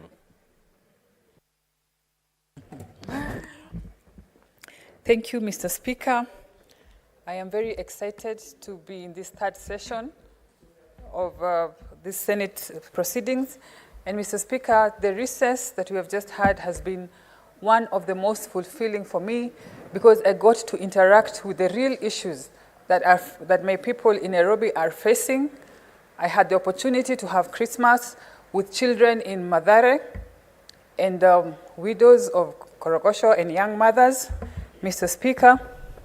And Mr. Speaker, at the beginning of the year, my foundation was privileged to offer full secondary school education scholarship to the needy.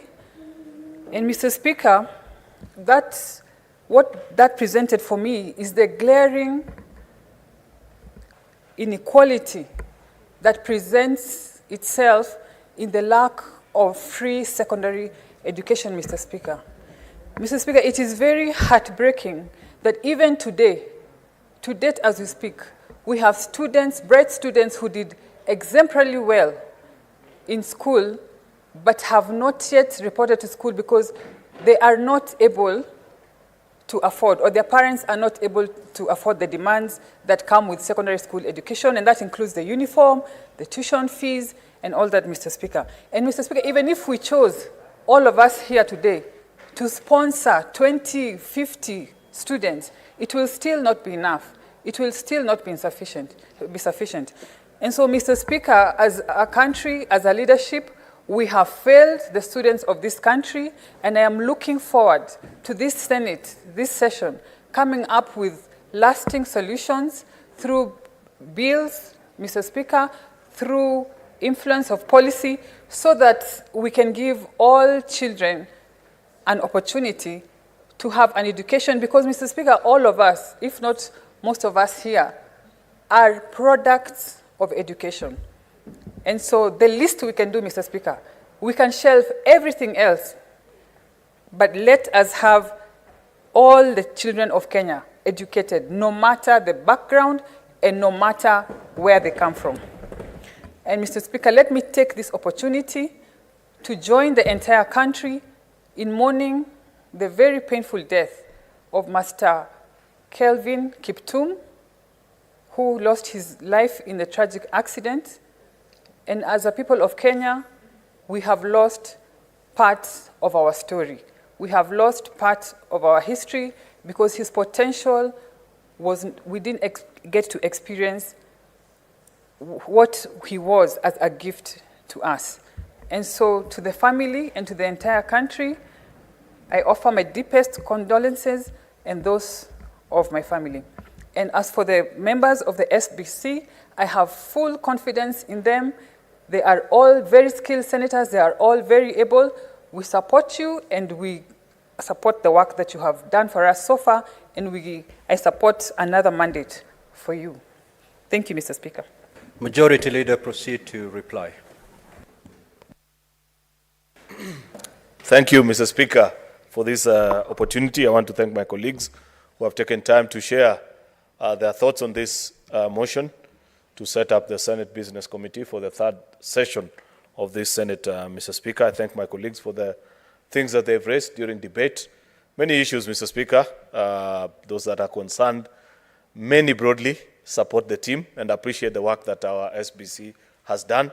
Of course, I have listened to the concerns of members of the Jubilee Party. Mr. Speaker, unfortunately, they are not here.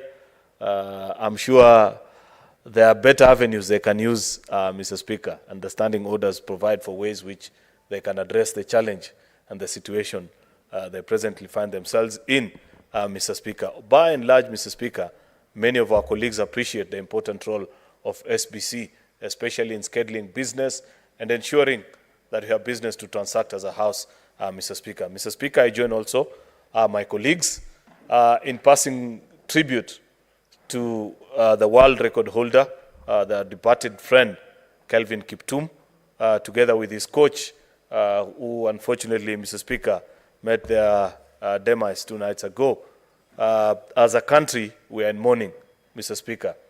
This young man had a life full of promise. There was a great career ahead of him.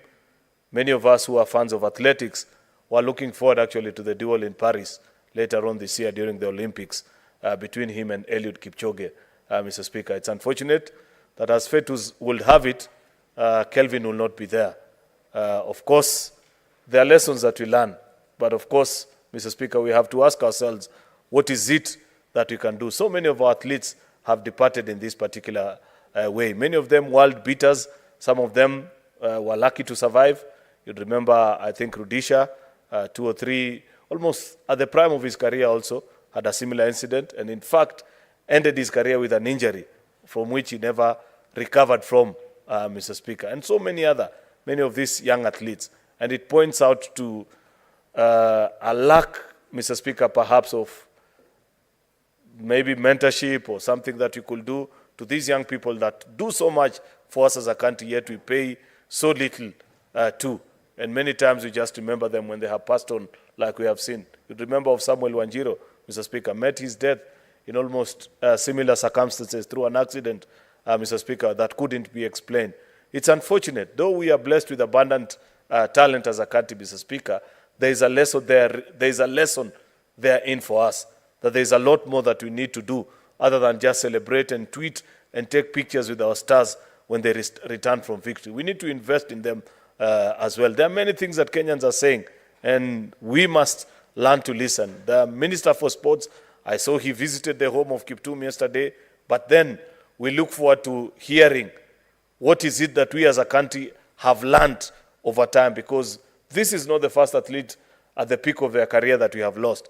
You remember many of them have found themselves even in love triangles and many such kind of things, Mr. Speaker, and have ended their life at very young age, Mr. Speaker. Therefore, I want to say fare thee well, Kelvin. We know that we would have wished to have you longer. I was certain, as a fan of athletics, Mr. Speaker, that this is a gentleman who was going actually to do the sub-2 in a competitive marathon.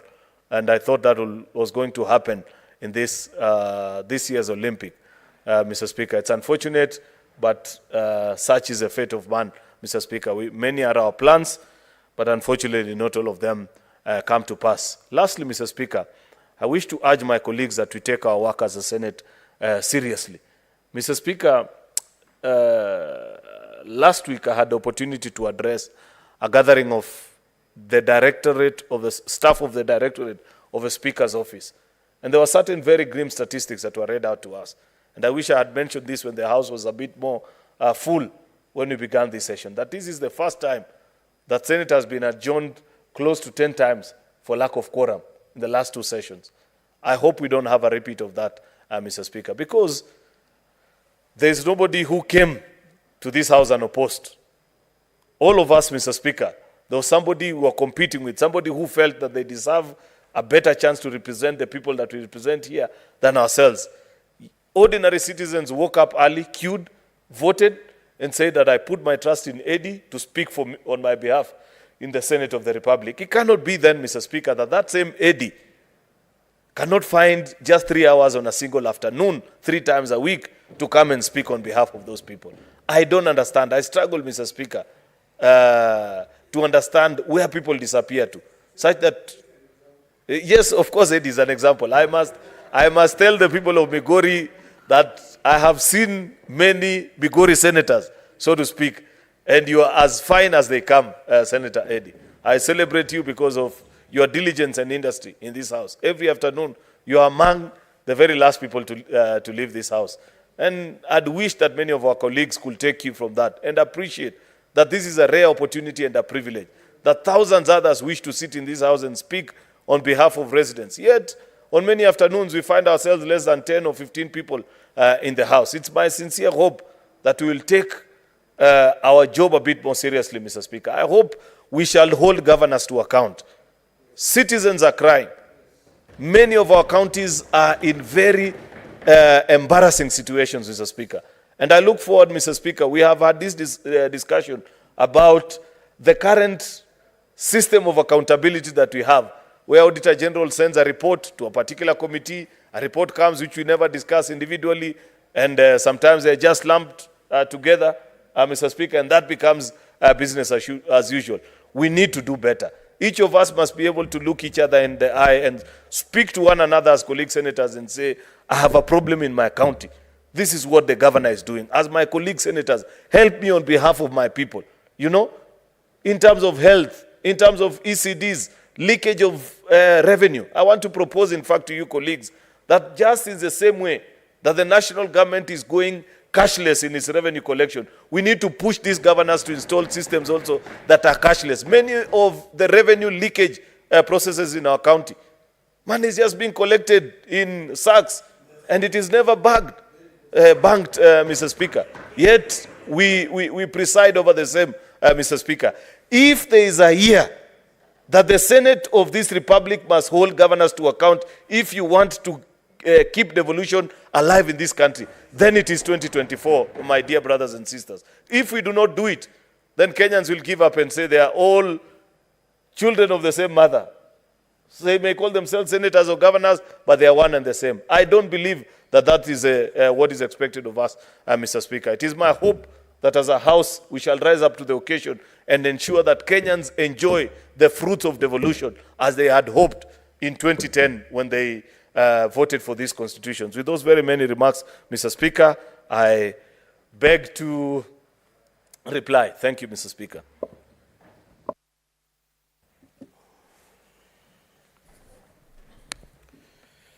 Now, honorable senators, pursuant to Standing Order 84-1, it is my determination that this matter does not affect counties, and therefore voting shall be by voice. I will therefore proceed to put the question. The pursuant to Standing Orders 190 and 199.3, the Senate approved the following senators nominated to serve in the Senate Business Committee for the third session. In addition to the Speaker of the Senate, who, pursuant to Standing Order 191, shall be the chairperson of the committee, the Senate Majority Leader, the Senate Minority Leader, the Senate Majority Whip, and the Senate Minority Whip. And the following senators: Senator Roba Ali Ibrahim, EGH, MP, Senator Edwin Sifuna, MP, Senator Veronica Maina, MP, Senator Wakili Hilary Kiprotich Sigei, MP, Senator Maureen Tabitha Mutinda, MP, Senator Agnes Kavindu Muthama, MP, and lastly, Senator Munyehaji Faki, CBS, MP. Will as many as of that opinion say aye? Aye. Will as many as of a contrary opinion say nay? The ayes have it.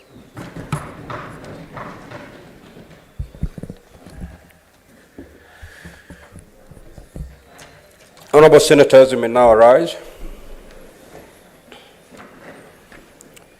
There being no other business on the order paper, the Senate stands adjourned until tomorrow, Wednesday, 14th of February, 2024 at 9:30 a.m.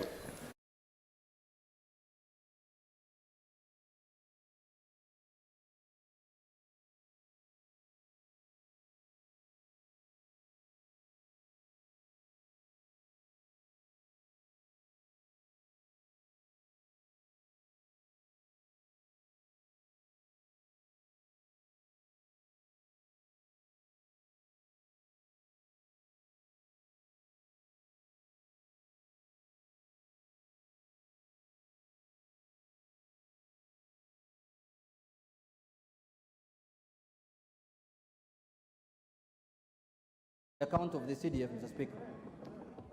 Honorable Junet, you know one of the most important strategic thinking components is you must choose your battles very carefully. If you want to do what you're saying you want to do, paralyze a properly constituted house. There's no point paralyzing a house that is not a house yet. Because if you do that, even if you want to frog march the minister here, to flog him and grill him and do whatever you want with him, he cannot come because you will not be properly constituted. So choose your battles very carefully. So what I have a letter which I'll share with the majority and minority leaders from the minister dated 9th January 2024 to Mr. Speaker, detailing how they intend to disburse your funds. And now it's up to them to also do a follow-up. I'll ask the clerk to pass it on to them. The Speaker is not in the habit of reading letters written to him or on the floor of the House. The letter will be shared between the leader of the majority party and the leader of the minority party. After we constitute the House Business Committee, I'll give them more direction on what to do.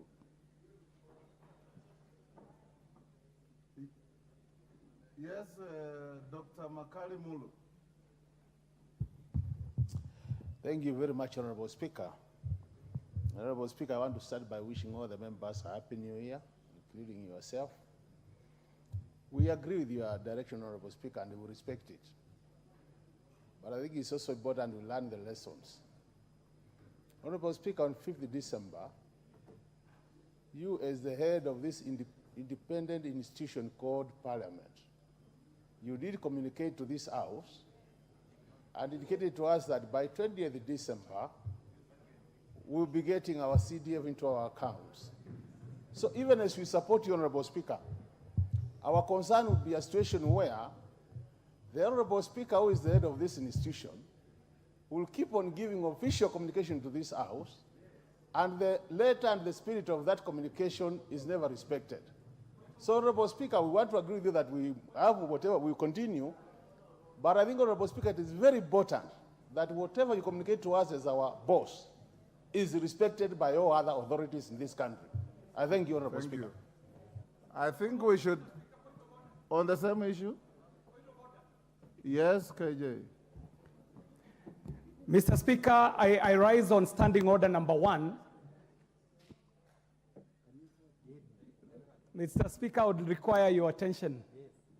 Mr. Speaker, I'm rising on standing order number 1, invoking your discretion, asking for you to actually call this House to order and get onto the procedural business that we need to do so that we can constitute this House properly, because everything that we discuss now it holds no water, Mr. Speaker. In fact, it is an effort in futility to go into a debate before we have constituted the House properly. So, Mr. Speaker, I'm calling upon you and just pleading with you to use your discretion and get into the business of the day so that we can constitute the House properly, and that any business that we prosecute will be properly and procedurally before the House. Thank you very much, Mr. Speaker. Thank you. Next order. Order number 3, messages. Order number 4, petitions. Order number 5, papers. Yes. Majority. Thank you very much, Honorable Speaker, and wish to welcome all members back to the House as I lay the papers. Honorable Speaker, I beg to lay the following papers on the table and the House today, Tuesday, February 13th, 2024. 1, legal notice number 170 of 2023 relating to the Capital Markets Alternative Investment Funds Regulations 2023 and the explanatory memorandum from the National Treasury. Secondly, legal notice number 171 of 2023 relating to the Capital Markets Credit Rating Agencies Regulations 2023 and the explanatory memorandum from the National Treasury. 3, legal notice number 172 of 2023 relating to the Capital Markets Public Offers, Listing and Disclosures Regulations 2023 and the explanatory memorandum from the National Treasury. 4, legal notice number 173 of 2023 relating to the Capital Markets Collective Investment Schemes Regulations 2023 and the explanatory memorandum from the National Treasury. 5, the Public Procurement Capacity Building Levy Order 2023 from the National Treasury. 6, the proposed Public-Private Partnerships Regulations 2023 from the National Treasury. 7, report of the Auditor General and on national government for the financial year 2023 and 2022-2023. And finally, performance audit report on conservation of heritage sites by the National Museums of Kenya for February 2023 from the Office of the Auditor General. I thank you, Honorable Speaker. I beg to lay. Thank you, Majority Leader. Next order.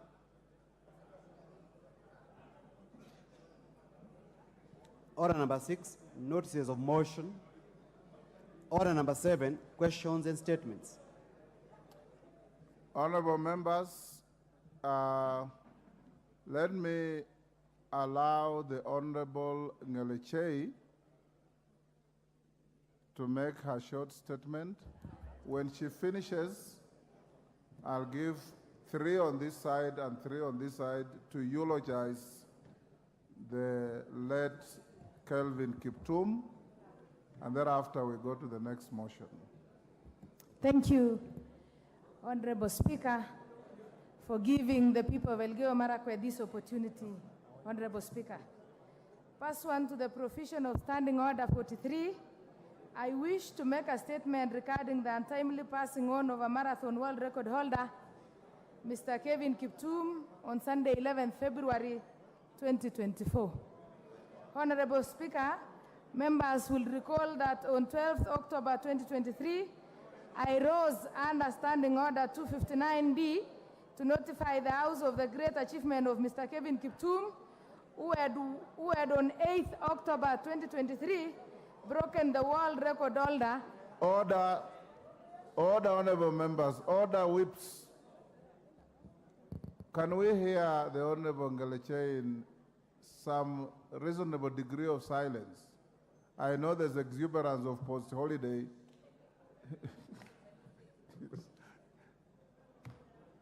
Go on, Ngeleche.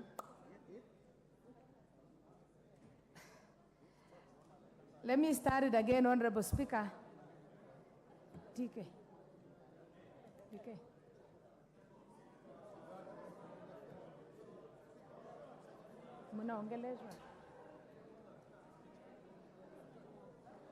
Thank you, Honorable Speaker. Thank you once again for giving the people of Elgeyo Marakwet this opportunity. Pursuant to the provision of Standing Order 43, I wish to make a statement resumed on Sunday, 11th February 2024. Honorable Speaker, members will recall that on 12th October 2023, I rose under Standing Order 259D to notify the House of the great achievements of Mr. Kevin Kiptum, who had on 8th October 2023 broken the world marathon record at Chicago Marathon, becoming the fastest marathoner in the world with a time of 2 hours and 35 seconds, Mr. Speaker. Indeed, the tribute of the House to the national hero were recorded with great compliments. Honorable Speaker, it is therefore with a heavy heart that today the nation mourns the loss of this great sportsman following a tragic road accident on 11th February 2023.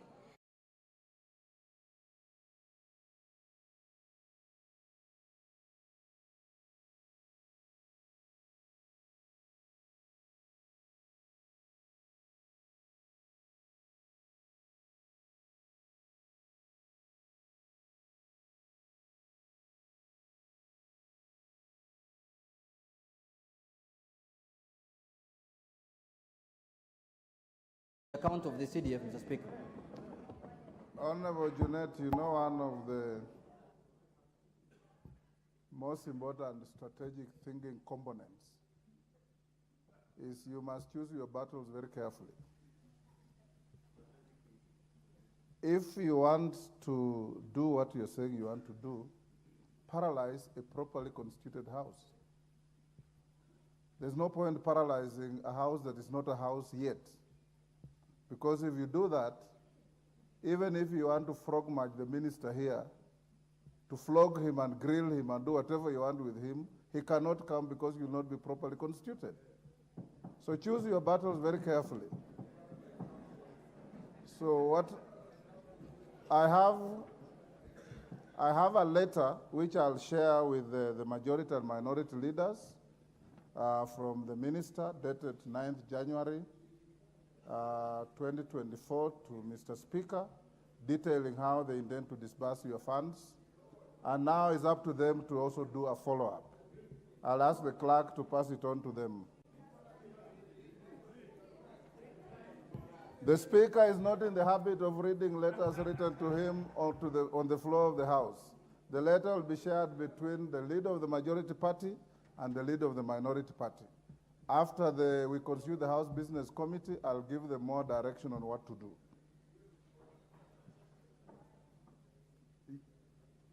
Yes, Dr. Makali Mulu. Thank you very much, Honorable Speaker. Honorable Speaker, I want to start by wishing all the members a Happy New Year, including yourself. We agree with your direction, Honorable Speaker, and we respect it. but I think it's also important we learn the lessons. Honorable Speaker, on 5th December, you as the head of this independent institution called Parliament, you did communicate to this House and indicated to us that by 20th December, we'll be getting our CDF into our accounts. So even as we support you, Honorable Speaker, our concern would be a situation where the Honorable Speaker, who is the head of this institution, will keep on giving official communication to this House, and the letter and the spirit of that communication is never respected.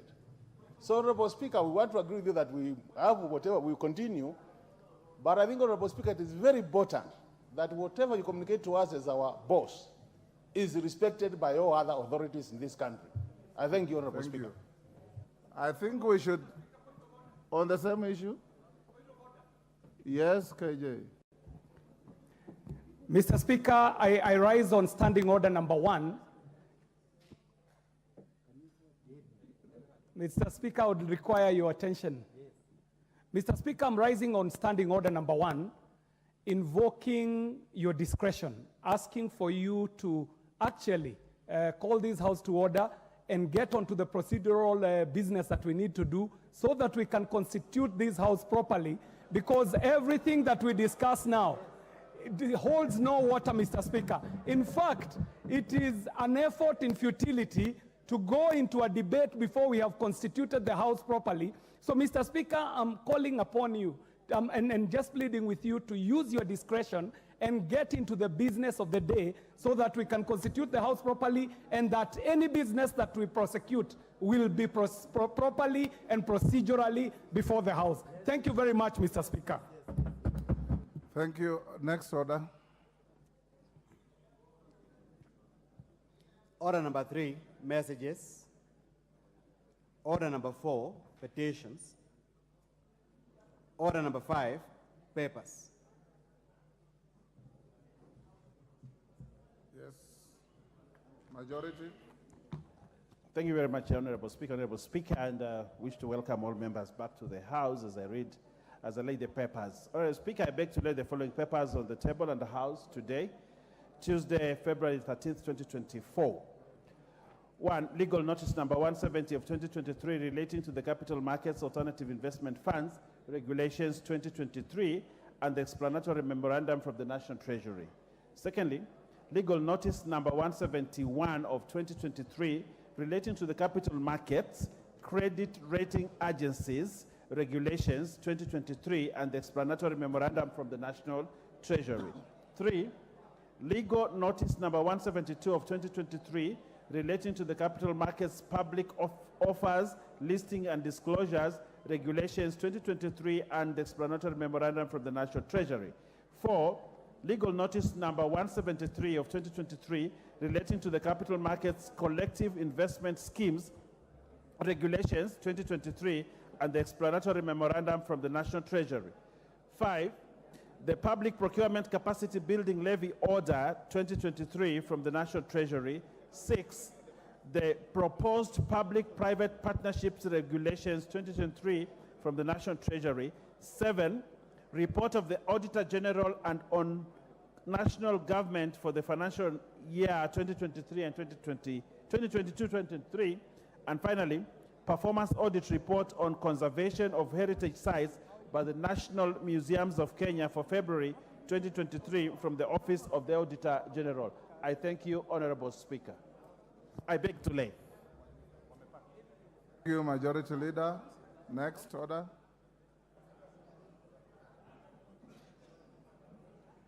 Order number 6, notices of motion. Order number 7, questions and statements. Honorable members,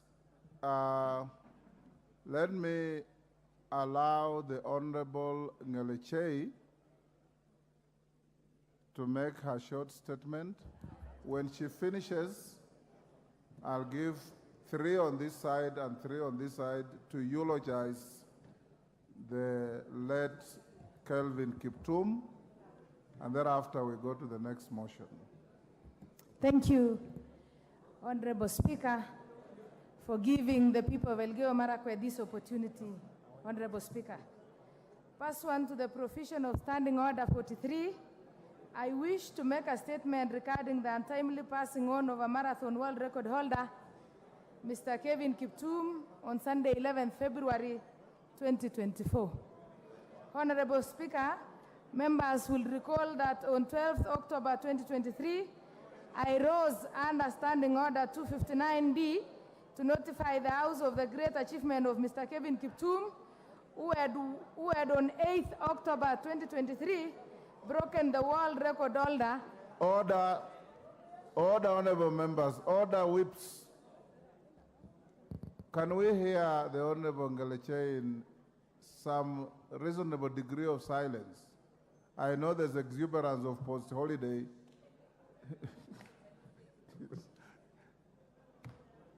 Go on, Ngeleche.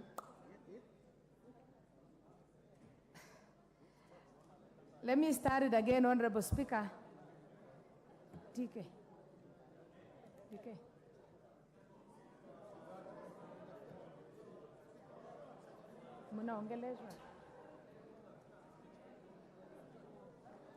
Thank you, Honorable Speaker.